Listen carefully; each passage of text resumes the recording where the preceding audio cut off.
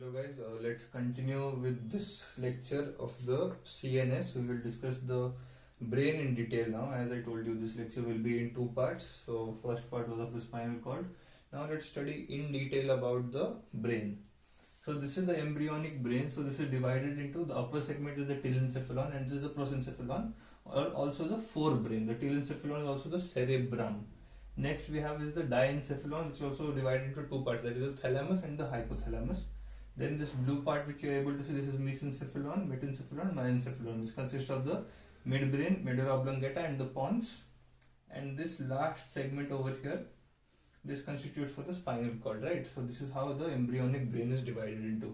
So let's study about telencephalon. So what is telencephalon? It is the cerebrum. What does it do? It has processing for conscious thoughts, intellectual functions, memory storage and processing, conscious and subconscious, regulation of the skeletal muscles. So these are the functions the cerebrum performs for us. Next is the diencephalon, which is divided into two parts, that is the thalamus and the hypothalamus. The thalamus is a relay and processing center of sensory response only, whereas the hypothalamus, it is responsible for the hormone production. It is also called as the master of the master gland, which is master gland is the pituitary. This is the master of the master gland, right? And it is also responsible for controlling of emotions and autonomic functions. Next, let's come to the mesencephalon or the midbrain. So the midbrain, it has visual and auditory data processing centers, reflex of the somatic motor response and maintenance of consciousness, right? Next is the metencephalon, also the pons, right? The pons. So it is a relay center for the sensory information to cerebellum and thalamus, right? To cerebellum and thalamus. It processes the information. The relay center, it transfers information from cerebellum and thalamus. Subconscious somatic and visceral motor center, right? Subconscious somatic and visceral motor center. Next is the myelencephalon or the medulla oblongata. So relay sensory. So it's basically a relay center for the sensory information to the thalamus. Autonomic center for regulation of the visceral functions of cardiovascular, respiratory and digestive activities. Next is the metencephalon, also called as the cerebellum. Cerebellum, it is coordinates complex somatic and motor patterns. Next, it adjusts output of other somatic motor centers in the brain. So it also helps regulate other somatic centers in the brain. This is the function of cerebellum. Now let's come to the detailed discussion of each and every part of the brain, right? Let's start with the midbrain. So the midbrain over here, as I told you, the midbrain is called also the mesencephalon. So it has a control center for the cranial nerve number 3 and 4. Next is it has control center for cranial nerves number 3 and 4, that is oculomotor and trochlear. Next it has corpora quadrigemina, right? It is again the relay center for eye movement. It is the reflex center for the eye movement and head and neck for the protection. So basically, if you see a thing which is above you, you bend down, or if you're going to fall down, you cover your head. So basically, the corpora quadrigemina is responsible for that, and also changes the size of the pupil. Next is, it has two parts, the superior colic and the inferior colic. The superior colic is responsible for the visual reflexes, where the inferior colic is responsible for the auditory relay center. Next is the substantia nigra. As we know, substantia nigra is a very important thing which is associated with dopamine in our body, and degeneration of substantia nigra causes the disease called as Parkinson's, wherein the dopaminergic neurons are degenerating. It can be treated with the drug L-Dopa. It is not completely curable. It is only of a symptomatic treatment. Up to death, the drug L-Dopa has to be administered. So it is linked to the basal nuclei, secretion of dopamine, as I told you, and inhibition of the excitatory neurons of the basal nuclei. We'll discuss about the basal nuclei in a bit detail. Next is the nucleus ruber, or also called as the red nucleus. So it is the relay nucleus for the descending motor pathway and part of the reticular formation, right? Okay, the reticular formation is basically nothing but the reticulospinal tract, which moves from the pons, medulla and the midbrain. It is covering all the three parts. Contains blood vessels and receives information from the cerebellum and gives subconscious motor commands. So basically, sleepwalking that is a subconscious motor command, can be regulated by nucleus rubor, and it is red in color. One of the reason is it is highly vascular. Secondly, it has a iron pigment, right? That is why hence it has a lot of iron deposit, hence it gives it the reddish color. Next, let's come to the pons. The pons regulates rate of depth and breathing. It regulates the rate and the depth of breathing. So how many times you're breathing and how deep or shallow the breath is. Has sensory and motor neurons for trigeminal, abducens, facial and vestibulocochlear. It's very easy to remember number 5, 6, 7 and 8. Cranial number 5, 6, 7, 8, that is in row. Trigeminal, abducens, facial and vestibulocochlear, right? The trigeminal nerve, it has 3 parts, V1, V2, V3. So the ophthalmic branch, the maxillary branch and the mandibular branch. Trigeminal nerve, again it is an interesting drug. So there is a problem associated with it, which is called as trigeminal neuralgia, right? Trigeminal neuralgia, and it can be treated with carbamazepine, which is a very effective drug in case of trigeminal neuralgia. And most of the cases, the pain is subsided after the treatment with that drug. In case it is not being subsided, then probably your diagnosis is wrong. It wouldn't be trigeminal neuralgia. It has 3 parts again: V1, V2, V3, ophthalmic, maxillary, and mandibular branches. Next is the respiratory nuclei. It has apinistic and pneumotaxic centers. So this is how it controls the rate of respiration and also the depth. Next is the medulla oblongata. The medulla, it has cardiovascular centers, vasomotor center for blood pressure, and it also provides certain functions such as coughing, sneezing, swallowing, vomiting. So all this is controlled over here. So classification of nuclei based on the functional properties in the medulla oblongata. So we have 2 types. We have moving and we have combined. So in moving we have nucleus nervus hypoglossus, also known as the nucleus of hypoglossal nerve, and accessories nerve. Cranial nerve number 11 and 12 respectively. That is, accessories is 11 and hypoglossus is 12. Next is the combined vagus nerve 10, which is related to the heart, and the glossopharyngeal nerve for cranial nerve number 9. And then there is the substantia of reticular formation, again over here also, because as I told you, it covers pons, midbrain and medulla. It covers all the 3 parts. So over here again, substantia, the reticulospinal tract will be involved over here. Again, as I told you, reticulospinal tract moves with pons, medulla and the midbrain. And now we will discuss about certain brain nucleus and other parts of the brain along with their functions. And we will also discuss about various tracts, right? Pyramidal tracts, extrapyramidal tracts, what is olives, what is pyramids.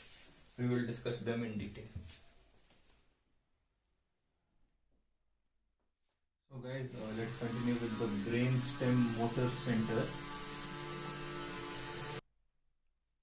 So continuing with the pontine reticular nuclei. So brainstem motor centers are divided into 3 parts, basically: pontine reticular nuclei, medullary reticular nuclei, and vestibular nuclei. So the pontine reticular nuclei, it excites the anti-gravity muscles, basically, that is the vertebra and the limb extensor muscles, whereas the medullary is just the opposite. It inhibits the anti-gravity muscles. So these two complement each other, right? They both balance each other. One excites, the other inhibits. Next to the vestibular nuclei, what it does is it supplements the excitation of pontine by integrating the vestibular information from the lateral and the medial side. Right, so this is also adding up to the pontine reticular nuclei. Now let's talk about a disease or a symptom, which is called as decerebrate rigidity. So it is an abnormal posture which is involuntary flexion or extension of the arms and legs. So it basically indicates severe brain damage. In case of trauma, it can be seen, or even if there is any inflammatory process in the brain happening place, such as meningitis, or also in case of certain tumors which compress the particular area. So what it says, it indicates brain stem damage, that is below the level of nucleus rubor or the red nucleus, exhibited by patient with lesions or compression in midbrain or lesion in the cerebellum. So either it can be a lesion or a compression in the midbrain, or it can be a lesion in the cerebellum. Commonly seen in patient with pontine stroke and comatose states. So patient who is in coma or with somebody who's arrived with a pontine stroke, right? So don't confuse the word stroke with heart. Stroke is anything which happens in the brain, specifically in the circle of Willis. If there is inadequate blood supply, that's when a stroke takes place. And the attack is different. A heart attack is when the heart muscles don't receive sufficient amount of oxygen and blood. So this stroke takes place always in the brain. Remember, many people confuse stroke in the heart. Episodes of oxytotons is seen, that is severe muscle spasm of the neck and the back. So neck and the back, right? Neck muscles, sternocleidomastoid, omohyoid, digastric muscles. Then of the back can be the trapezius, latissimus dorsi, various other muscles. We can discuss that in anatomy. So it is basically rigidity. So rigid extension of the limbs also take place. Internal rotation of upper extremity, plantar flexion of the feet. So as I told you, there are two reflexes, plantar and Babinski. Babinski is seen in the pediatrics case, plantar is seen in adults. So the sole remains like this. That's what happens in the plantar flexion of the feet. Now let's talk about various tracts present in our brain and how they help us. So first is the pyramidal. We have two types, pyramidal and extrapyramidal, right? So pyramidal tract is responsible for voluntary control of muscles of the body and face, right? Muscles of the body and face. This includes head and neck also. It has two tracts based upon the function. So one is the corticospinal tract, which supplies to the body or the trunk basically. Next is the corticobulbar tract, which supplies to the muscle of head and neck, specifically head and neck, right? So this is the pyramidal tract. Now let's talk about the extrapyramidal tract. This is responsible for involuntary, like how this was responsible for voluntary, this is responsible for involuntary and autonomic control of all muscles such as the tone, balance, posture and locomotion, right? It has vestibulospinal, reticulospinal, rubrospinal and tectospinal tract. So there are four tracts in the extrapyramidal tract. So the vestibulospinal and the reticulospinal, they do not decussiate. So decussiate meaning they don't intersect, right? They don't intersect at a point. They do not decussiate and provide ipsilateral innervation. That is, they provide innervation on the same side. They don't intersect. That is why the innervation is always on the same side. Whereas the rubrospinal and the tectospinal, they decussiate. That is, they are intersecting. So they provide contralateral innervation. That is, on the opposite sides the innervation can be seen. So let's study about corticospinal tract in detail, how it is. So it begins in the cerebral cortex. So the origin of this is cerebral cortex. Input, primary premotor cortex and supplementary motor areas, right? Receives nerves from somatosensory areas such as the which is responsible for regulation of the ascending tracts. Neurons converge and descend through internal capsule. I'll tell you about the internal capsule. After neurons pass the pons and enter the medulla, they divide into two branches, that is the lateral and the anterior. So the lateral decussiates, this intersects, right, and terminate into the ventral horn of the spinal cord for all the segments. It is not just cervical, thoracic, lumbar, sacral, no. For all segments, this enters the ventral horn and terminates there. Whereas the anterior, this remains ipsilateral. Initially it is ipsilateral, then it descends to the spinal cord, then it decussiates and terminates in the ventral horn of the spinal cord, specifically in two areas, that is cervical and the upper thoracic level. So if you focus over here, I have given a schematic representation of how the corticospinal tract works. So it starts from the, as I told you, cerebral cortex. So this is the cerebral cortex. It moves downwards. So this is the internal capsule over here, internal capsule which is moving through here. Then it moves down, it splits into two, as I told, lateral and ascending. So this is lateral, this is ascending. So this decussiates, right? So it is decussiating into the lower motor area of all branches. Whereas the ascending doesn't, it remains ipsilateral, and then it goes to the cervical and the thoracic. So it is going to the cervical and the thoracic, it is supplying over there. So now the internal capsule, right, it is very susceptible to damage, compression and hemorrhage. So and the damage over there, if it is found, it is called as a capsular stroke. So guys, continuing with the tracts, we discussed about the pyramidal and the extrapyramidal. Now we'll discuss about the corticobulbar tract, right? So it arises from the primary motor cortex. Input is same as the corticospinal tract, which we discussed a few seconds ago. Fibers converge and pass through the internal capsule, as the internal capsule was there in the corticospinal tract, so they also pass from there itself. Innervates the cranial motor nuclei bilaterally, right? Bilaterally from both the sides, except facial and hypoglossal, which is unilateral. So if any damage happens to this, it is very interesting to see over here because it has both bilateral and unilateral. So if there is bilaterally, there's a damage, right? If the damage is bilaterally, then we get to see mild muscle weakness. Mild muscle weakness is seen when there is bilateral damage. But if there is damage at the specific sites of hypoglossal and the facial nerves, right? That is the cranial nerve number 12 and 7. So at cranial nerve number 12, what happens if the lesion is in the upper motor neuron of cranial nerve 12? It causes spastic paralysis of the collateral side of the gynoglossus. That is, on the collateral side of the tongue, there is less innervation, right? There is less innervation, and also there is spastic paralysis seen, right? And then if we talk about the facial, that is cranial nerve number 7. So if there is again, so if we talk about the face, that is the cranial nerve number 7, again the upper lesion and spastic paralysis of muscle in the collateral lower quadrant of the face. So this is, if any damage is happening, this will take place in the opposite side, right, and the lower quadrant. So as we know, the facial nerve is divided into 5 parts. This is the very simplest way to remember it. So in the collateral side, in the lower quadrant, so it will be mainly the mandibular weakness. Next, let's come to the rubrospinal tract, which is also the tract of the red nucleus. So it originates from the red nucleus in midbrain in the mangocellular red nucleus, right?